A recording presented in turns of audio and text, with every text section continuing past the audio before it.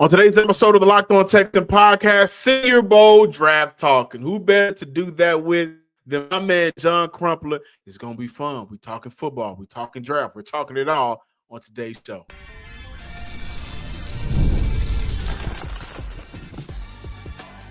You are Locked On Texans, your daily podcast on the Houston Texans. Part of the Locked On Podcast Network, your team every day. Battle Red Nation. It's the most wonderful time of the year. We get to talk the draft. How can this team get better? And you're doing so with Texas Credential Media member John Hickman, along with my man John Crumpler, who has followed and covered the Houston Texans very long time. And if there's anybody that I trust with draft analysis, it's my man JC. It's the John Show today, but thank you for making Locked On Texans your first listen today and for being a part of the Locked On Podcast Network, your team every day. Today's episode is brought to you by none other than Gametime. Download the Gametime app, create an account, and use code LOCKEDONNFL for $20 off your first purchase. On today's episode, we'll be looking at our thoughts on the offensive coordinator search. I've said my thoughts. John, I'm very curious to what you have to say. And this is a conversation that you and I have been trying to have off screen for a while now. But we also look into the draft surrounding the Senior Bowl. Whose stock is up? Whose stock is down? And just overall, what should the Houston Texans be looking for? Nick Casario's out there, the players that they should be looking for. John, welcome to the show. Out there in Mobile, Alabama, at the Senior Bowl. I know there's a ton of fun scouting players potentially for the Houston Texans. Tell me what's the atmosphere like right now? Well, John, thank you for having me on, man, and I'm so excited to dive into draft, coaching hires, all of our favorite things that make the offseason in the NFL so interesting. You asked about the Senior Bowl, and vibes are good in Mobile. This, as they say, the draft starts in Mobile. Really high energy event this year, just as it is every year. And kind of my own introduction to get familiar with a bunch of top 50, top 100 players in this class and to see what are some names that we need to be following because – last year I remember coming on this podcast and I said, hey, Quinion Mitchell, this cornerback out of Toledo, that's a name that we got to look out for. And he went from a cornerback from Toledo to now probably the best defensive back on a Philadelphia Eagles defense that's going to the Super Bowl. So this is where guys, they start their meteoric rise through the draft ranks, and it's fun to be a part of. Absolutely. And that leads me to my first question, just looking at running back, tight end. Houston doesn't have to worry about quarterback, but offensive line, wide receiver, on the defensive side of the ball, safety, linebacker. What's the deepest position group out there in Mobile, Alabama, at the Senior Bowl that you believe, hey, the Texans can benefit from some of these guys, maybe in the third round, maybe in the fourth round, that fans should take a deeper look into? Yeah, so this is shaping up to be a fantastic tight end class. I think that everybody knows about Tyler Warren at Penn State and Colston Loveland, that Big Ten tight end duo, kind of dominating the first round talks. But after that, you get into a host of guys that are here in Mobile that are interesting options for the Houston Texans. Harold Fannon's kind of a smaller tight end, but if you talk about Houston wanting to go out and find an offensive weapon, someone that can kind of be that Evan Ingram type mismatch in the slot, he's really interesting here. Terrence Ferguson from Oregon and Elijah Arroyo have both had great weeks for the national team, kind of displaying their ability to both hold their own in line, but also meaningfully run routes and catch balls down the field. And two names that I got to talk to this afternoon both confirmed that they've met with the Houston Texans. Jackson Hawes from Georgia Tech, really heralded for kind of the effort blocker that he is, and Jake Brenningstool from Clemson, who had a great year for the Tigers. So this is a deep tight end class. I know there's varying opinions about if the Texans need to add at that position. Some people are adamant yes. Some people think that with Brevin Jordan and Cade Stover should take a leap forward. Lots of mixed opinions on Dalton Schultz. We won't get into that today. But if the Houston Texans want to add to the tight end room, I think that the Senior Bowl is showing a lot of guys that can make a difference in that capacity.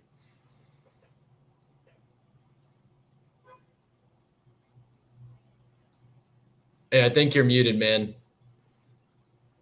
My apologies. A couple of other guys that you have confirmed will either meet with the Houston Texans or have already met with the Houston Texans. And this is all in positions where we need to see Houston upgrade. You got to look at offensive lineman Jalen Rivers out of Miami, and also another Toledo guy. They go 2 for 2.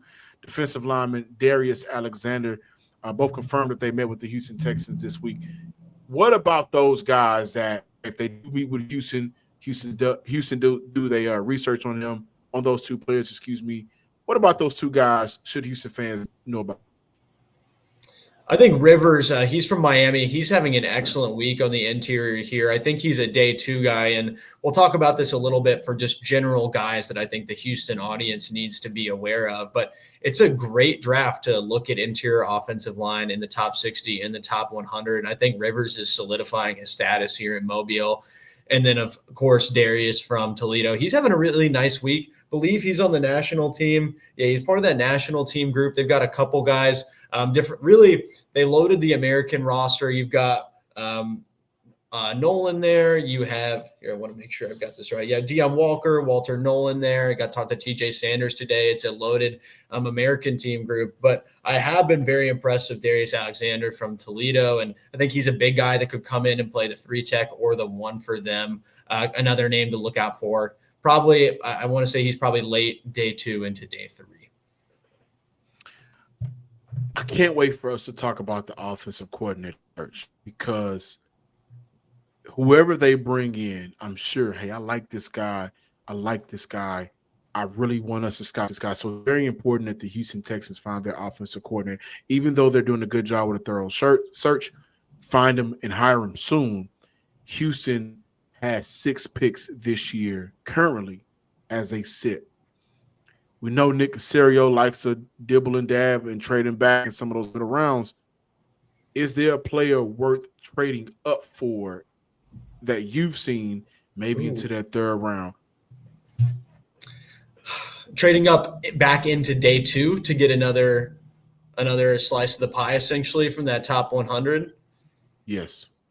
I'll give you some names here from the top 50. I came in with 4 names that I wanted to talk about that have really stood out here that I think they're going to be firmly day 2 guys. So I think they're around like 30 to 40, a couple of them on Dane Brugler's board, and there's another guy.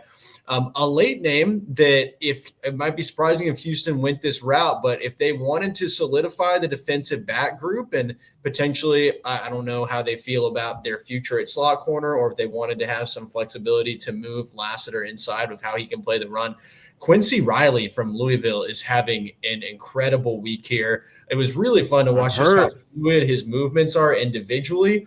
And that's one of those guys that when you move like that in indie drills, I get excited. Okay, what are you going to do on one-on-ones? On one-on-ones, he was just plastered to guys. He was knocking balls down. I'd had a pick in team period that he dropped. I got to interview him after practice, and he was pretty hard on himself about dropping that one. Immediately started doing push-ups afterwards, but he's having a really nice day here, and I think that he could certainly contribute inside or outside to Houston's defense. Some other names worth knowing for Texans fans. I think this draft is going to be about the trenches. That's kind of where Houston needs help. Yes. Deion Walker from Kentucky, he is a big man.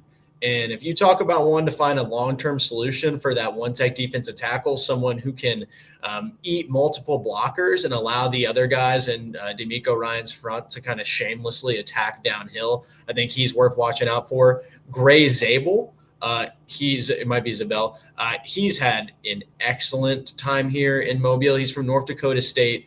And the most impressive thing about him, John, he's been playing left guard, then he'll go to center, then he'll go to right guard. So he is not only showing off incredible versatility throughout the week here, but he's winning almost all of his reps. So is that a guy that Houston might look to trade up in the 2nd round? Because you say, hey, we can set it and forget it. This is one of those interior line prospects that we really need right now to make the leap with this group. And then in the same breath, Jonah Savannah from Arizona. He's another interior offensive lineman. He might sneak into the back of the 1st, but I imagine he's a day 2 guy that I would keep my eye on. I think this could be a really good draft for Houston to address the interior on day 2. I'm glad you said that. You're looking at guys who may have their stock drop or stock rising. You mentioned the name D tackle, my man Deion Walker out of Kentucky. There's a clip going around on social media, viral. I'll get to it because I saw an interior offensive line give him problems, and that's an area of need for the Houston Texans. And I can't wait to talk to you about it. So we got more draft talk, got more Senior Bowl, Mobile talk here on the Locked On Texans podcast. I love going to live events with my family. We love going to watch the Rockets play, and every time I go to a Rockets game, the first thing I do, I go to Gametime to check out whether I can get me some tickets at a very good and affordable price. And now Gametime has made it easier to get tickets for your favorite events. You can go to a Rockets game. You can go to the Astros. You want to laugh? You can go to a comedy show. You want to go watch a good play? You can go to a theater or go to a concert. Gametime has it all. And with this new feature, Gametime Picks, they filter out all of the fluff to only show you incredible deals on seats, so you don't have to waste time searching through thousands of tickets. Take the guesswork out of buying tickets with Gametime. Download the Gametime app, create an account, and use code LOCKEDONNFL for $20 off your first purchase. Terms apply. Again, create an account and redeem code LOCKEDONNFL for $20 off. Download Gametime today. What time is it? It's game time. Welcome back in, Locked On Texans listeners and viewers. Son, whose stock is rising? Whose stock is dropping? There's a clip. North Carolina offensive lineman playing center Willie Lampkin, 5'10", 270 pounds, versus Kentucky D tackle Deion Walker, 6'7", 340 pounds. Classic David versus Goliath. The 5'10", the low man won that rep at center. Interior offensive line, position of need for Houston. I don't know how confident you are in the Jared Patterson and Juice Scruggs coming back next year. But those two, does it look like Willie Lampkin is somebody that Houston should take a look at? Yeah, I think Lampkin's having a great week, and I think he's someone that we knew coming into this event really is able to win with technique despite the fact that he is a smaller guy, and he is one of several interior offensive linemen who are having a great week. You want to talk about stock up, stock down. I think these names are worth monitoring from a perspective of how is the draft going to play out around Houston. So two names I would put on people's radar for stock up: Shamar Stewart from Texas A&M and Mike Green from Marshall. They're some explosive edge rushers. Both had some just highlight plays this week, and I think both were expected to test pretty well at the combine. Edge rusher, obviously not a need for Houston. Not that D'Amico Ryans doesn't always want more when he can find them, but I think as those guys move up the board, it might start to push some people at positions of need, such as at interior D-line, interior O-line, wide receiver down the board for Houston. So I would be on the lookout for how Stewart and Green test in the combine next month. And then from stock down perspective, John, these quarterbacks are not having a great time. Thank God Houston doesn't need one. Be very thankful for CJ Stroud, folks. Two names I picked out: Riley Leonard, obviously after taking Notre Dame to the national championship game, and then Dylan Gabriel after piloting Oregon to a very, very successful season. I do not think they're having spectacular weeks here. Jackson Dart has probably looked like the best thrower of the football here, and Jalen Milroe is all over the place. So this is not a dynamic group of quarterbacks. I wonder how that might push guys like Shadur Sanders, Cam Ward up the board for teams that need them. And Milroe is interesting about, can he sneak into the top 50 as a hyper athletic QB3 who does put, he had some highlight throws today. He also had some highlight throws to the other team. And it's going to be how much teams are willing to balance the risk and the benefit of that. Eric Murray, MJ Stewart, Jimmy Ward, everybody not named Kalen Bullock at that safety position in an up and down year. There was injury or just plays made or lack thereof on the field. Is there safety? And safeties typically don't go. You can find some good safeties mid-round. Is safety that between round 3 and 4 that you've seen today or throughout your time there that you believe Houston should be absolutely take a swing on and draft? So I spent most of today focusing on the fronts, the offensive lineman, the defensive lineman, but I did have the opportunity to talk with Dante Trader from Maryland at the media interview session afterwards. I really enjoyed listening to him talk about his versatility moving around. He's someone I'm going to be excited to look at tomorrow. And I'm sorry I can't give you a super satisfactory answer.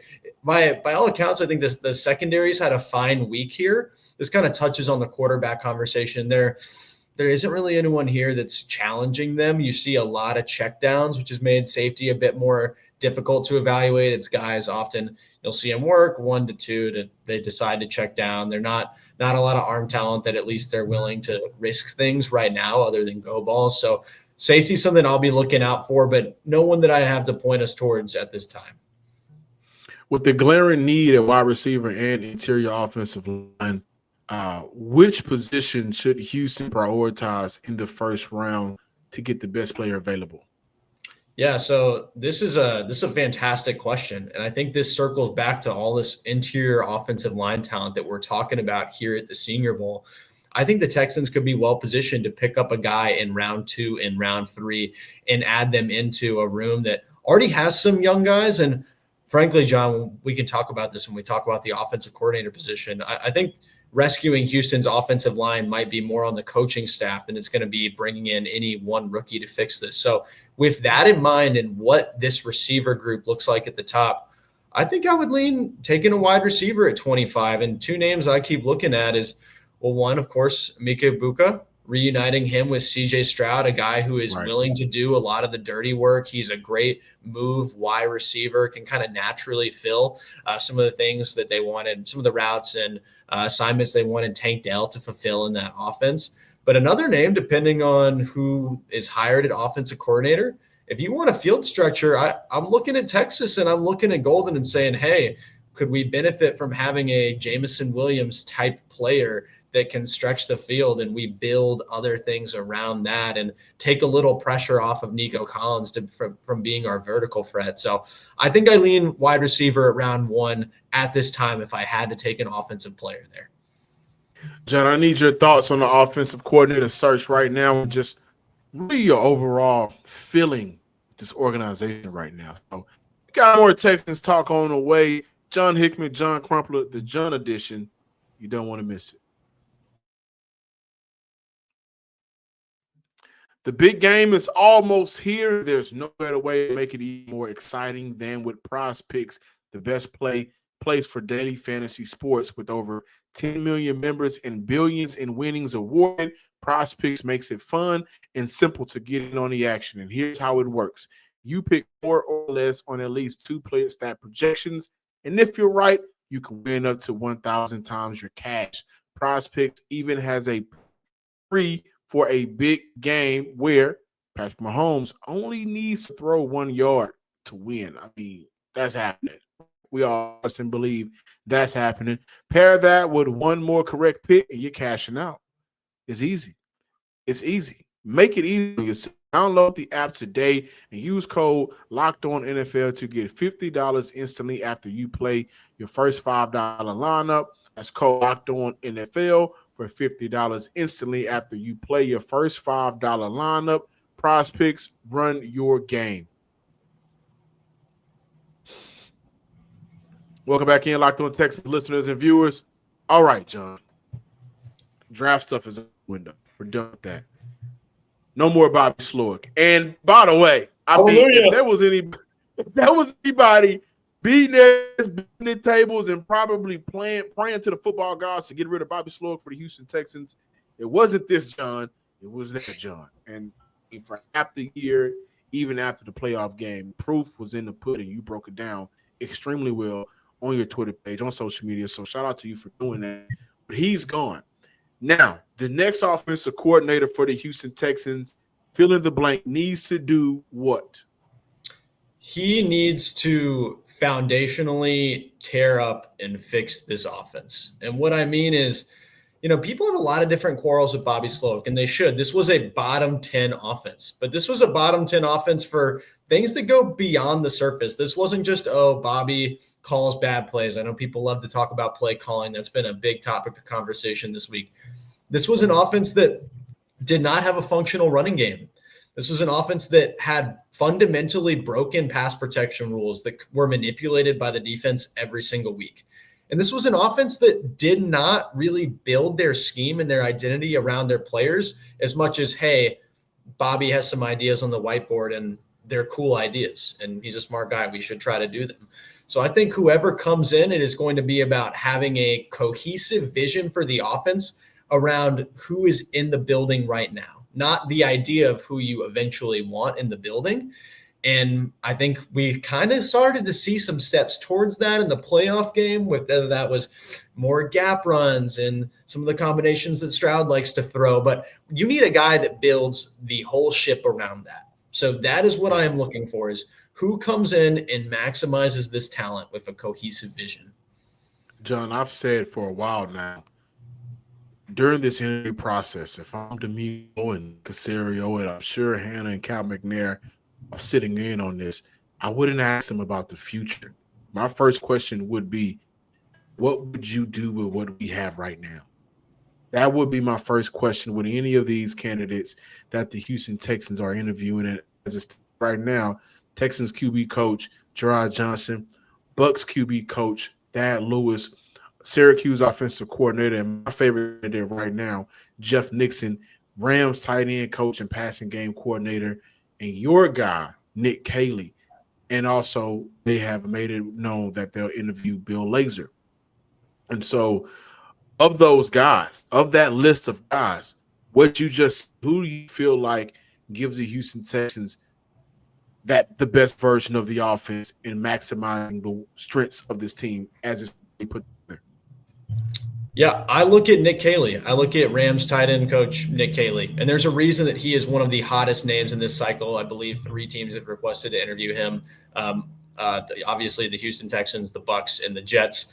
And Caley brings a lot of different things to the table, but there's parts of his resume that are really encouraging to me. He's been a position coach since 2017, so one, immediately that tells you that he has experience being in front of the room and working one-on-one with players. But 2, tight end coach is a really interesting spot in that you are responsible not just for, hey, your players are going to go out and run routes, but you have to understand how your run scheme works because your guys are staying in line and blocking too. So I think that job has given him a good lens into seeing how his offenses, whether that was with Josh McDaniels with the Patriots or the past 2 years under Sean McVay, mind you, with escalating responsibility. This is a guy that Sean has continued to put more on his plate and trust with. He understands how these offenses cohesively work. So when I think of someone that can bring a unified vision to the offense, I think Nick Caley, his background, his perspective does that. When I think of someone who maximizes available talent, and I look at what the Rams did this year with their pieces, hey, that's someone I can get really excited about, and how they built that run game around Kyren Williams. I think really one of the first teams that pivoted away from outside zone and said, hey, the NFL is kind of changing in a way that it's going to be better if we run the ball differently. There are a lot of different things about Caley's resume, whether that is his experience as a position coach, the ideas in this tree that he comes from, or just the anecdotes you hear about his personality. It was Robert Mays on the Athletic Football Show this week said, talking to Nick Caley is like leaving a conversation with Sean McVay. That is the kind of coach, and he's 42. He's had some experience in the league. He's not too young of a candidate. I think this is a lot different from Bobby Slowick. I know a lot of people want to draw that comparison, but there's a reason that half the league with opening rights now is trying to interview him, and I don't think anyone else interviewed Bobby Slowick the last time around. But so the pushback to that, John, the conversation, the pushback to that is, well, last time Houston brought in an offensive coordinator that it didn't eventually work out, he was an inexperienced play caller. Nick Caley would step into this role, though Shanahan's system and McVay's system is completely different, because I feel like McVay's system is built around making the adjustments that you need to make, as to where Shanahan's system, at least from Kyle on down, is trust the system. And so 2 different systems in my mind. Similarities, yes. Difference comes in the coaching style, and I think that's huge. But a first-time play call for a lot of people is scary, because year 3 for CJ Stroud, year 3 for D'Amico Ryans, also seeing what we saw from Buffalo Bills not being able to, finally beat Mahomes, or Baltimore not getting a down year from Joe Burrow and the Bengals. The concern is, okay, this year we got to make sure we have all our guys and have the guy to lead us because the window is there. We got to maximize it. So why first-time play caller in Nick Haley? Well, for me, it goes back to that idea of the unified vision where you fix the foundation. You tear up the stuff that did not work and you lay it new.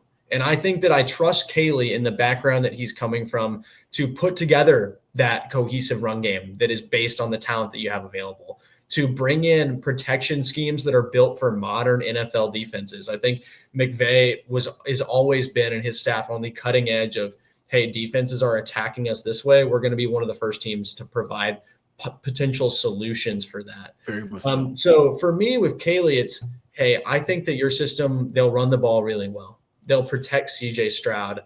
I think his passing stuff will be fine. And I think that honestly, a strength of the existing staff is some of the pass schemes once you talk about how you're layering routes together.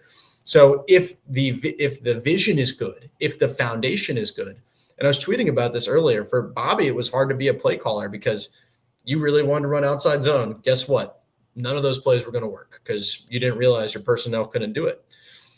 Your pass plays. The tackles are not built to outside zone. Those no, tackles, they can't. I mean, the girls are not. The offensive line altogether wasn't built for that system.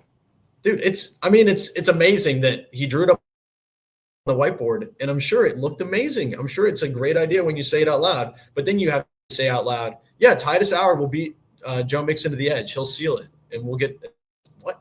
That's not going to happen with this group.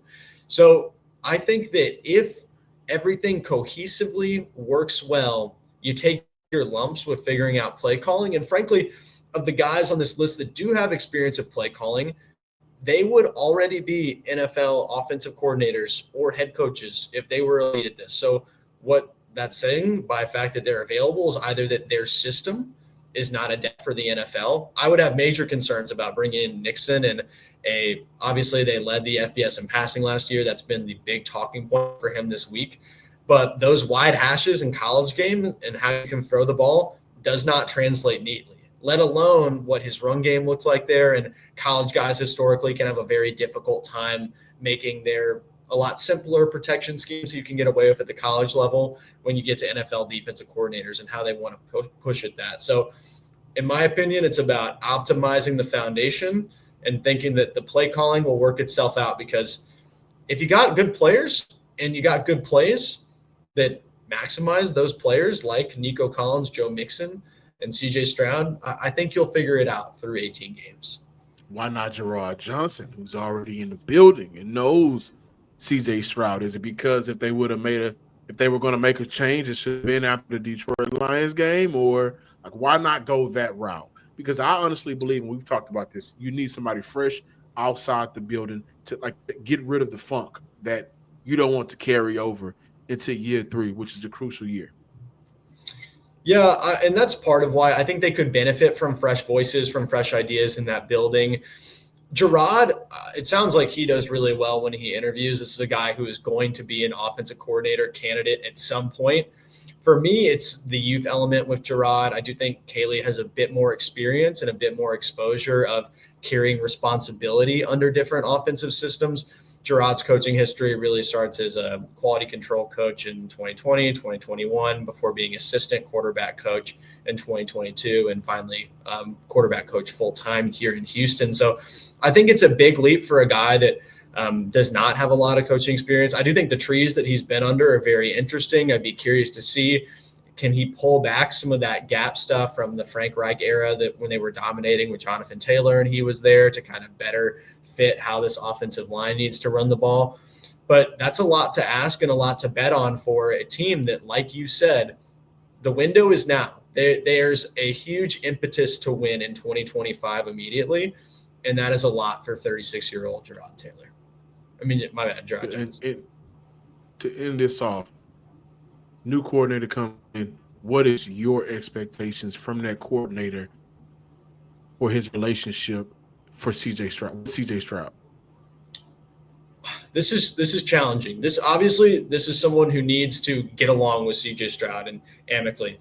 I mean, because the report out here But this is someone who needs to challenge CJ. This is someone who I think that CJ Stroud needs to respect on a football level. He is a football junkie. I think that you are hoping to hire someone that he can challenge CJ Stroud to grow and evolve as a player, because when I watch CJ, I do think he took a step backwards last season. That's been the kind of the talking point. But what I'm seeing is, hey, he's got all this potential. There's just so much to go off of here. Like, I don't think he's touching the ceiling of who he can be as a player. And there needs to be a head coach who has, and the word I land on a lot is credibility. Someone who has the football credibility to challenge and work together with CJ. There's two ways to accomplish credibility. There's accomplishment. You can say, hey, you have credibility because I trust that you know a lot about this and I benefit from listening to you. And there's also relational credibility. And I think obviously Gerard Johnson, a huge asset would be you have a lot of relational credibility to challenge CJ. But whatever it is, whoever it is, whatever combination of that credibility, it needs to be someone who can get CJ to the table and challenge him to grow, because there's a top 5 quarterback in there if you can push him. To that point, to your Nick Haley point, CJ Stroud has mentioned the Rams and Matthew Stafford a few times this year in terms of elite offenses and elite quarterback play. And so Nick Haley, coming from New England, spent a ton of time over there with Josh McDaniels and Tom Brady, and then goes to LA, spent time with McVay and Matthew Stafford, and that offense won a Super Bowl recently. Could he be the guy to command all of them? With the proof of, hey, man, I've heard you say how much you like this offense, how much you've called this an elite offense. Here's what we did to get to the point. John, thank you for stopping by and talking football with me today, man. Let everybody know where they can find you on social media and all of your great work. Hey, John, thank you so much for having me on, man. This was fun. You guys can follow me on Twitter at John Crumpler, MD. And you can read all my work at the Texans Wire, texanswire.usatoday.com. I'll be dropping some exclusive interviews from the Senior Bowl this week. Was able to talk about players, their journey to the draft, and, of course, how they might fit with the Houston Texans. Awesome, man. Thank you guys for watching today's episode. Please be sure to subscribe, like, and comment to the Locked On Texan page on YouTube.